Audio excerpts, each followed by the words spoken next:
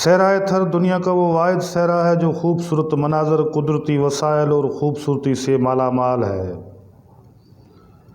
جہاں اگر کمی ہے تو صرف پینے کے پانی کی ہے کہ جس کے لیے تھرپارکر صدیوں سے ترس رہا ہے۔ ہزاروں چورس کلومیٹر پر پھیلا ہوا صحرائے تھر کا ڈسٹرکٹ ہیڈ کوارٹر مٹھی شہر میں موجود ہے، جو موجودہ جدید اطلاعاتی ٹیکنالوجی کے تناظر میں تیزی سے ترقی کی راہ کی طرف گامزن ہے۔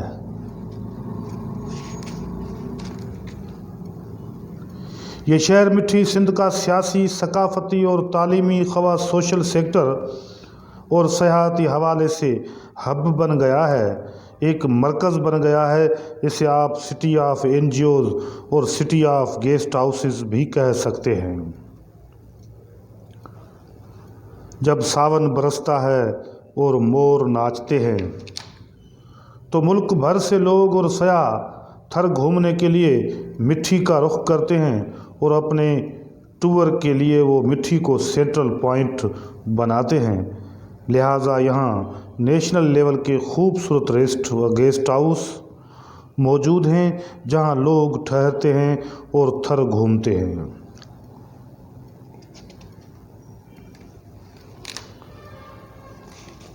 مٹھی شہر کا ایک خوبصورت منظر یہ بھی ہے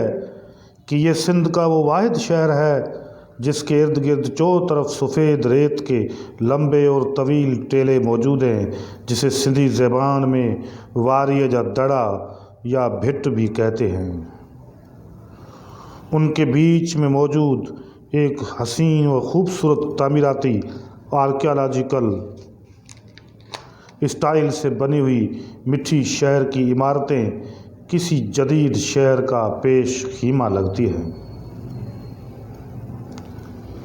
یہاں شہر مٹھی میں جو قومی و بین الاقوامی سطح پر سیاحتی حوالے سے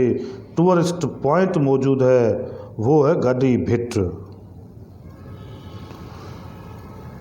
جو ایک طویل بھٹ کے اونچے ٹیلے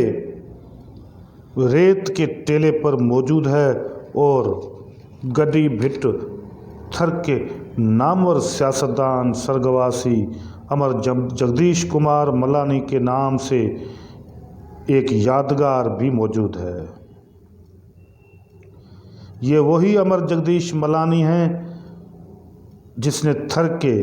ٹھہرے سیاسی پانی میں مزاحمت کا پہلا پتھر پھینکا تھا۔ انہوں نے تھر کے جاگیرداروں اور اربابوں کو للکارا۔ وہ شہید محترمہ بے نظیر بھٹو کی سربراہی میں نواز شریف کے خلاف چلنے والی تحریک میں ایک روڈ حادثے میں دیہانت کر گئے تھے۔ ان کے ساتھ سندھ کا کلاسیکل صحافی فقیر محمد لاشاری عرف عام فہمیم لاشاری اور پیپلز پارٹی کے رہنما ڈاکٹر محمد اسماعیل اڈیجو بھی وفات پا گئے تھے۔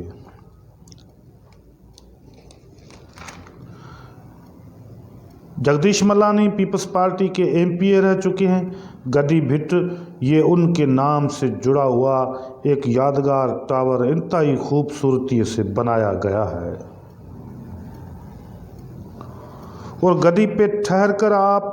تمام تھر کا نظارہ کرنے کے ساتھ ساتھ مٹھی شہر کا ڈرون مثل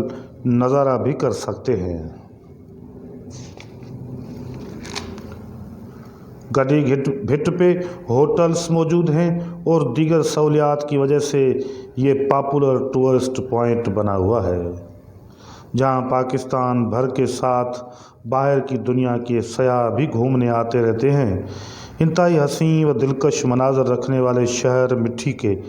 کشادے اور بہترین انجینئرنگ ورکس کے ساتھ بنے ہوئے روڈز آپ کو یہ محسوس کروائیں گے کہ شاید آپ اسلام آباد کے روڈز پہ تو نہیں چل رہے۔ لائٹنگ کا بہترین انتظام اور انوائرمنٹل پروٹیکٹڈ یہ شہر مٹھی یقیناً ایک رول ماڈل سٹی بن گیا ہے، وگرنہ ساری سندھ کے دیگر شہروں میں اکثر شہروں کی حالت خندرات میں بدلتی دکھائی دیتی ہے، جو ایک سوالیہ نشان ہے موجودہ حکمرانوں کے لیے۔ یہ گنجان بڑھتی ہوئی آبادی کا شہر مٹھی سندھ کا ہسٹوریکل، کلچرل اور مذہبی ہم آہنگی کا مظہر شہر ہے کہ جہاں صدیوں سے ہندو و مسلم اکٹھے نہ صرف رہ رہے ہیں مگر وہ ایک دوسرے کی خوشیوں میں بھی شامل رہتے ہیں۔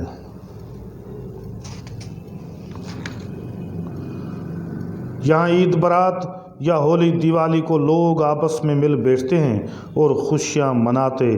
دکھتے ہیں، جس کا کارن یہاں کے باشعور لوگ اور مضبوط تاریخی کلچرل رسومات ہیں کہ لوگ آپس میں صدیوں بیت جانے کے باوجود آج بھی ایک جا میں جڑے ہوئے ہیں۔ ہاں، یہ شہر مٹھی گزشتہ 3 دہائیوں سے city of N G Os بھی بنا ہوا ہے۔ یہاں عالمی معیار کی آفیسز میں ایئر کنڈیشنز لگے ہوئے ہیں۔ این جی اوز 30 سالوں سے صحرائے تھر میں اویئرنیس، غربت کے خاتمے، خواتین کی ترقی اور بچوں کے حقوق پہ بڑے سیمینارز، ورکشاپس اور ریلیاں نکالتی رہی ہیں، مگر تاحال غربت کا خاتمہ ہوتے ہوئے دکھائی نہیں دیتا۔ آج بھی تعلیمی میدان میں تھر پارکر نچلے درجے پہ ہے۔ ایک عام بات کے طور پر تھر میں یہ بات مشہور ہے کہ یہاں این جی اوز میں کام کرنے والے پیڈ ہولڈرز کی زندگی تو ضرور لگژری گاڑیوں والی بن گئی ہے، مگر غریب آج بھی پیدل سفر کرنے اور بھوک افلاس سے مرنے پر مجبور ہے۔ یہاں این جی اوز کے اندھاتوں نے تھری باشندوں کے کلچر، تہذیب، لوک موسیقی اور رسومات کے شاندار ایل سی ڈیز کیمراؤں کے فلیشز سے فوٹوگرافز لے کر انہیں بیچا ضرور ہے مگر بچایا کچھ بھی نہیں۔ درد کے اس شہر کو عجیب کہانی کہا جا سکتا ہے۔ آج بھی سینکڑوں لوگ درد کے چھالے ہاتھ لیے پھرتے ہیں۔ انہیں کوئی کسی سے شکوہ شکایت نہیں، مگر درد و تکلیف صرف اس بات سے ضرور ہوتی ہے کہ لوگ دوستیوں کی آڑے دانشور بن گئے اور تھری باشندوں کے بچے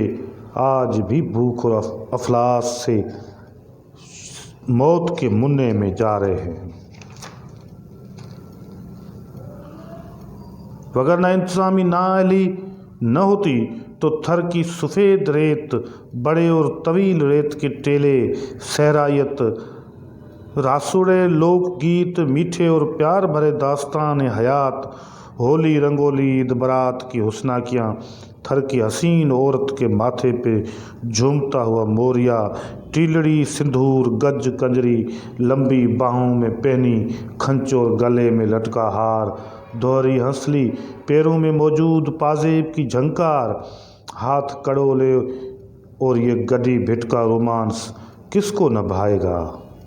اور کون انکاری ہو سکتا ہے اس حسین ترین منظر نامے کا۔